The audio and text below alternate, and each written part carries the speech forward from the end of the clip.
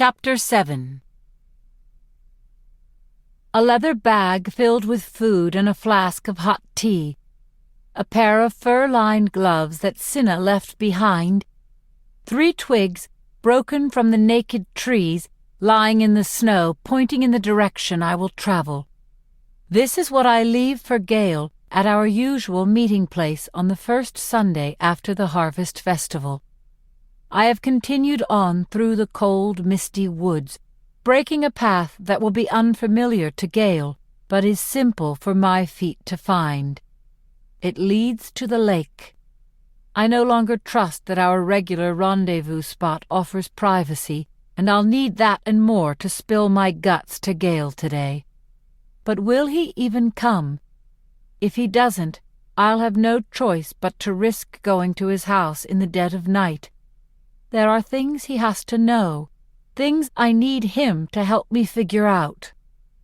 Once the implications of what I was seeing on Mayor Undersea's television hit me, I made for the door and started down the hall.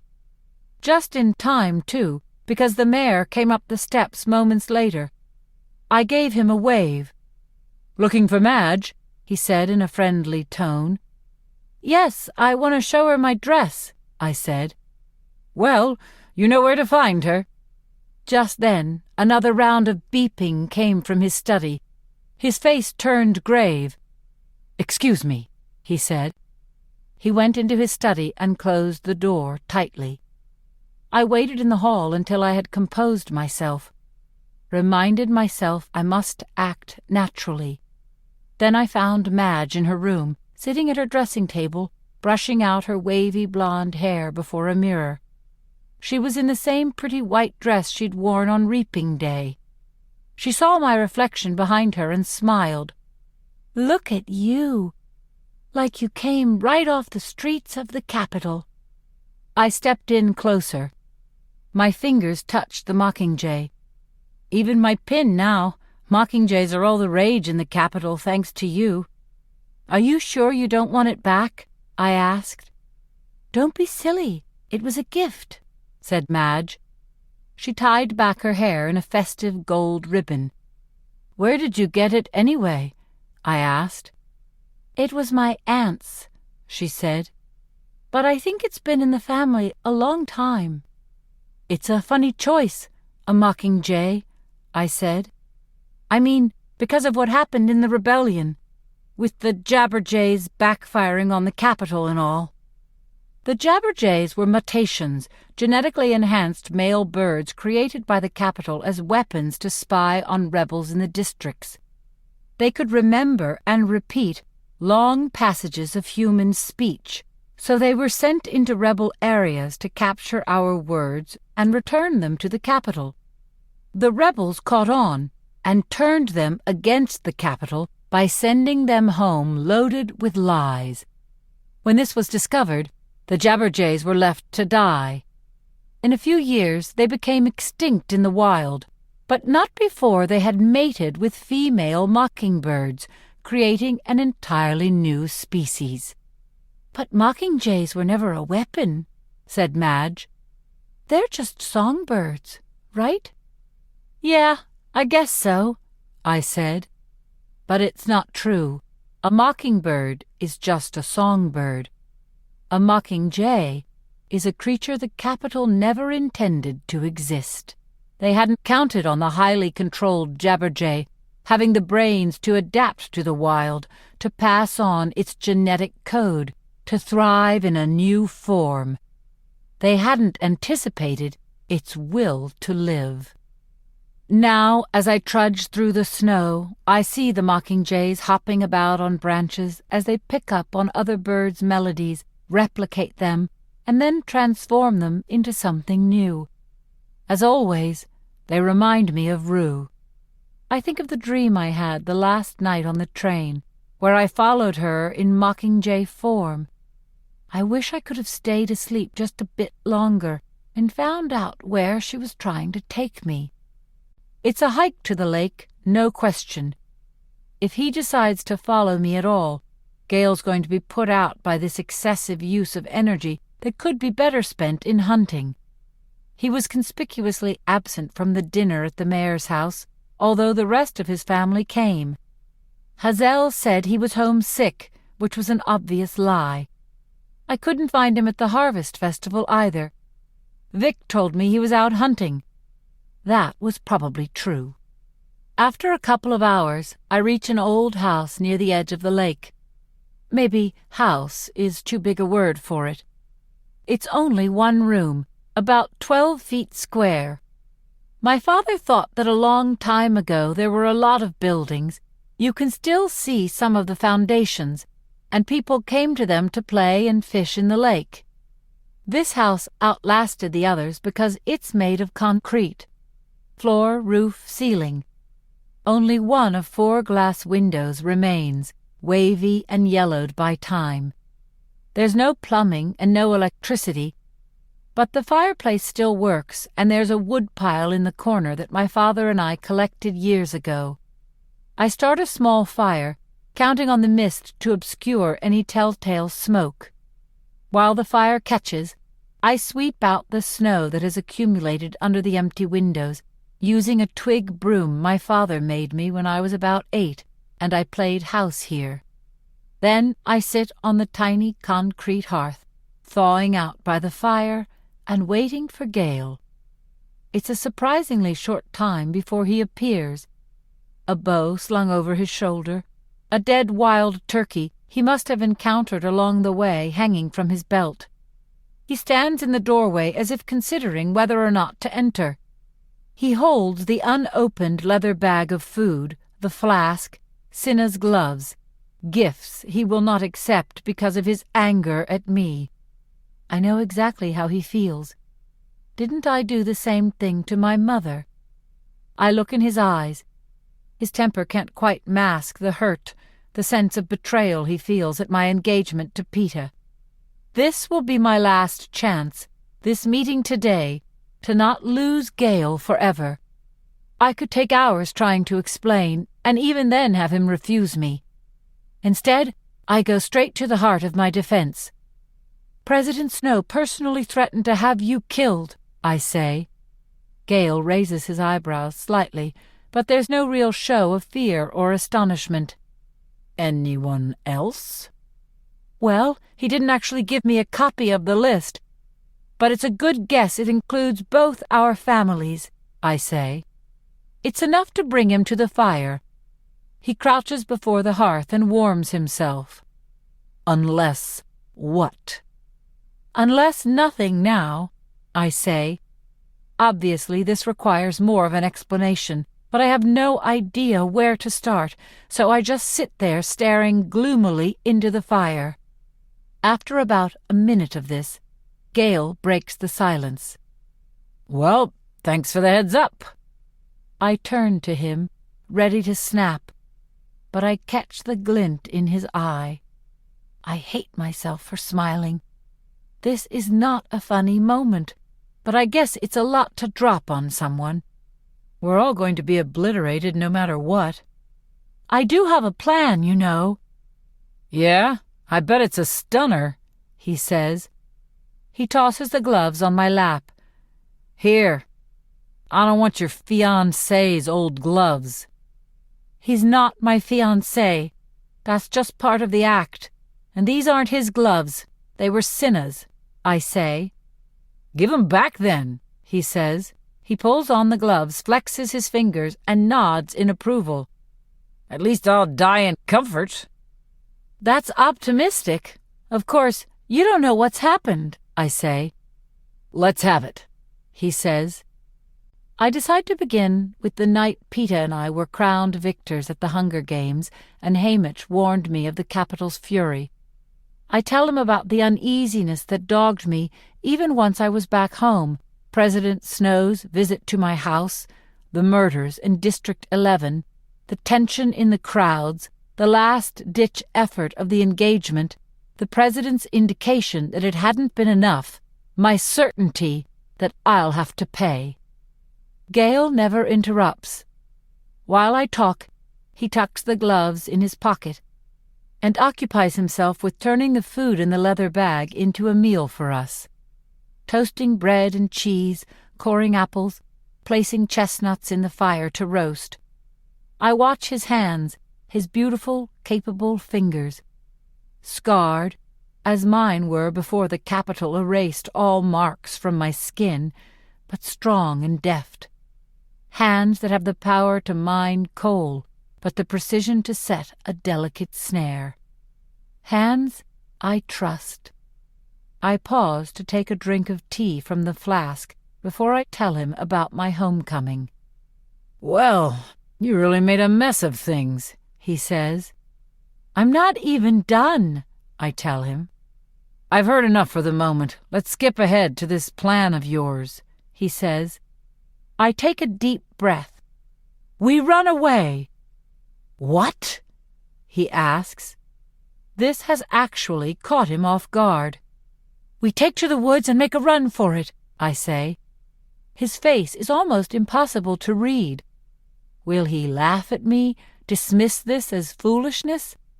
I rise in agitation, preparing for an argument. "You said yourself you thought that we could do it. That morning of the reaping, you said—" He steps in, and I feel myself lifted off the ground. The room spins, and I have to lock my arms around Gale's neck to brace myself. He's laughing, happy. "Hey!" I protest, but I'm laughing too. Gale sets me down but doesn't release his hold on me. "Okay, let's run away," he says. "Really? You don't think I'm mad? You'll go with me?" Some of the crushing weight begins to lift as it transfers to Gale's shoulders. "I do think you're mad, and I'll still go with you," he says. He means it.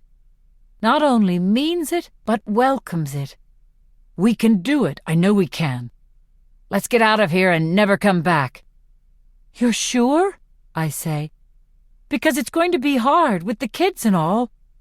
I don't want to get 5 miles into the woods and have you—" "I'm sure. I'm completely, entirely 100% sure." He tilts his forehead down to rest against mine and pulls me closer. His skin, his whole being, radiates heat from being so near the fire, and I close my eyes, soaking in his warmth. I breathe in the smell of snow-dampened leather and smoke and apples, the smell of all those wintry days we shared before the games. I don't try to move away. Why should I anyway? His voice drops to a whisper. "I love you." That's why. I never see these things coming. They happen too fast. 1 second you're proposing an escape plan, and the next you're expected to deal with something like this? I come up with what must be the worst possible response. "I know." It sounds terrible. Like I assume he couldn't help loving me, but that I don't feel anything in return. Gale starts to draw away, but I grab hold of him. "I know, and you know what you are to me." "It's not enough." He breaks my grip. "Gale, I can't think about anyone that way now. All I can think about every day, every waking minute, since they drew Prim's name at the reaping, is how afraid I am. And there doesn't seem to be room for anything else. If we could get somewhere safe, maybe I could be different. I don't know." I can see him swallowing his disappointment. "So, we'll go. We'll find out." He turns back to the fire, where the chestnuts are beginning to burn. He flips them out onto the hearth. "My mother's going to take some convincing." I guess he's still going anyway. But the happiness has fled, leaving an all-too-familiar strain in its place. Mine, too. I'll just have to make her see reason. Take her for a long walk, make sure she understands we won't survive the alternative. She'll understand. I watched a lot of the games with her and Prim. She won't say no to you, says Gale. I hope not. The temperature in the house seems to have dropped 20 degrees in a matter of seconds. Hamish will be the real challenge. Hamish? Gale abandons the chestnuts. You're not asking him to come with us. I have to, Gale. I can't leave him and Peter because they'd... His scowl cuts me off. What? I'm sorry, I didn't realize how large our party was, he snaps at me. They'd torture them to death trying to find out where I was, I say. What about Peter's family? They'll never come. In fact, they probably couldn't wait to inform on us, which I'm sure he's smart enough to realize. What if he decides to stay? He asks. I try to sound indifferent, but my voice cracks. Then he stays. You'd leave him behind? Gale asks. To save Prim and my mother, yes, I answer. I mean, no, I'll get him to come. And me? Would you leave me? Gale's expression is rock hard now. Just if, for instance, I can't convince my mother to drag 3 young kids into the wilderness in winter. Hazel won't refuse. She'll see sense, I say. Suppose she doesn't, Katniss. What then? He demands. Then you have to force her, Gale. Do you think I'm making this stuff up? My voice is rising in anger as well. No, I don't know. Maybe the president's just manipulating you. I mean, he's throwing your wedding. You saw how the Capitol crowd reacted. I don't think he can afford to kill you or Peter. How's he going to get out of that one? Says Gale. Well, with an uprising in District 8, I doubt he's spending much time choosing my wedding cake, I shout. The instant the words are out of my mouth, I want to reclaim them. Their effect on Gale is immediate. The flush on his cheeks, the brightness of his gray eyes. There's an uprising in 8? He says in a hushed voice. I try to backpedal, to defuse him, as I tried to defuse the districts. I don't know if it's really an uprising. There's unrest. People in the streets, I say. Gale grabs my shoulders. What did you see? Nothing. In person. I just heard something. As usual, it's too little, too late.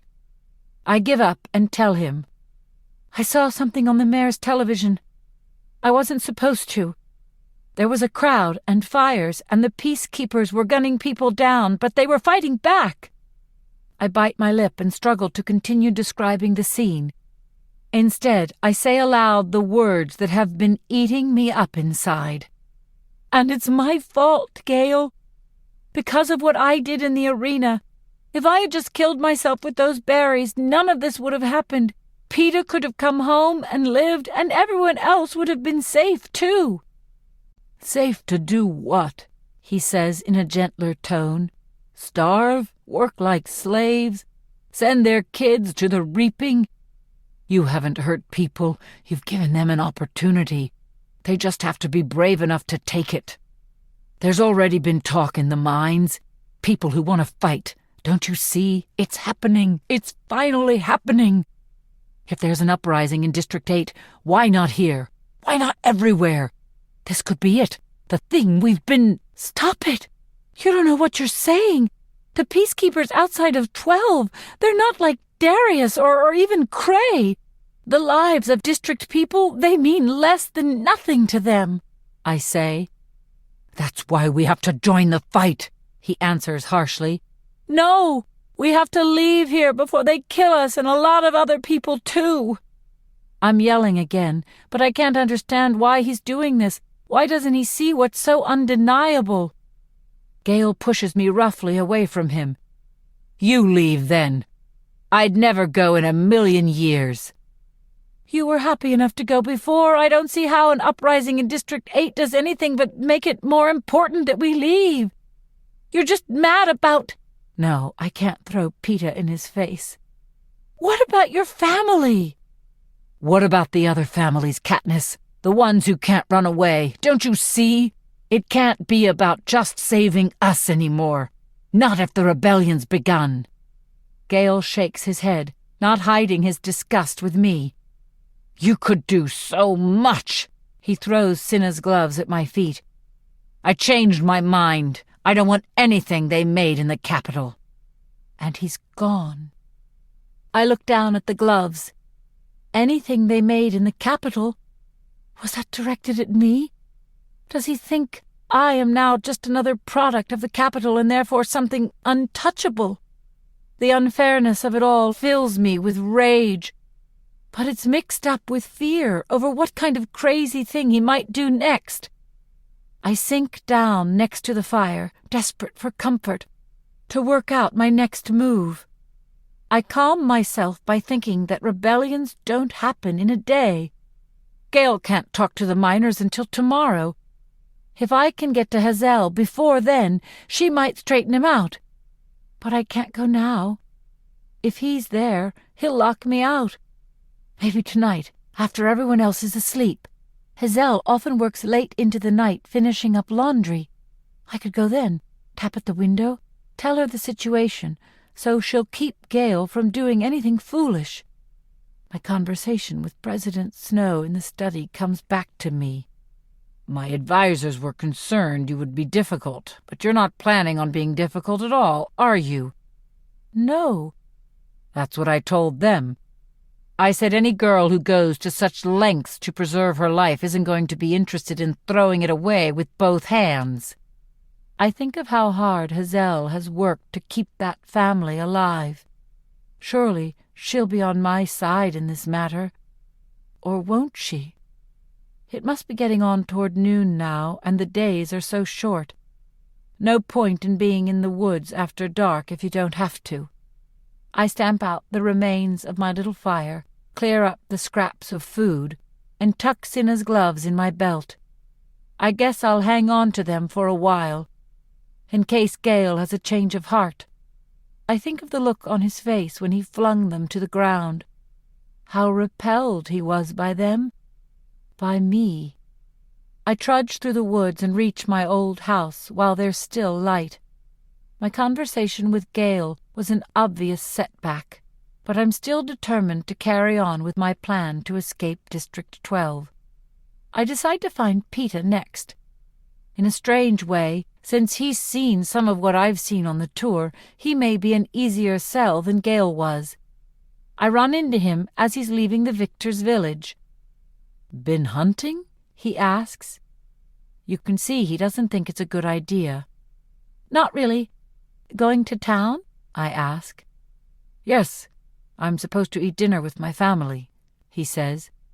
"Well, I can at least walk with you." The road from the victor's village to the square gets little use. It's a safe enough place to talk, but I can't seem to get the words out. Proposing it to Gale was such a disaster. I gnaw on my chapped lips. The square gets closer with every step. I may not have an opportunity again soon. I take a deep breath and let the words rush out. "Peter, if I asked you to run away from the district with me, would you?" Peter takes my arm, bringing me to a stop. He doesn't need to check my face to see if I'm serious. "Depends on why you're asking." "President Snow wasn't convinced by me. There's an uprising in District 8. We have to get out," I say. "By we, do you mean just you and me?" "No." "Who else would be going?" he asks. "My family, yours, if they want to come. Hamish, maybe," I say. "What about Gale?" he says. "I don't know.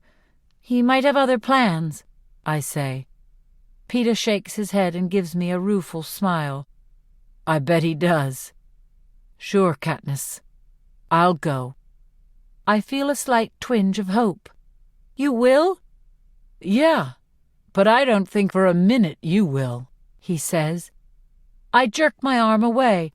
"Then you don't know me. Be ready. It could be any time." I take off walking, and he follows a pace or two behind. "Katniss," Peter says. I don't slow down. If he thinks it's a bad idea, I don't want to know because it's the only one I have. "Katniss, hold up." I kick a dirty, frozen chunk of snow off the path and let him catch up. The coal dust makes everything look especially ugly. "I really will go if you want me to. I just think we better talk it through with Hamish." Make sure we won't be making things worse for everyone." He raises his head. "What's that?" I lift my chin.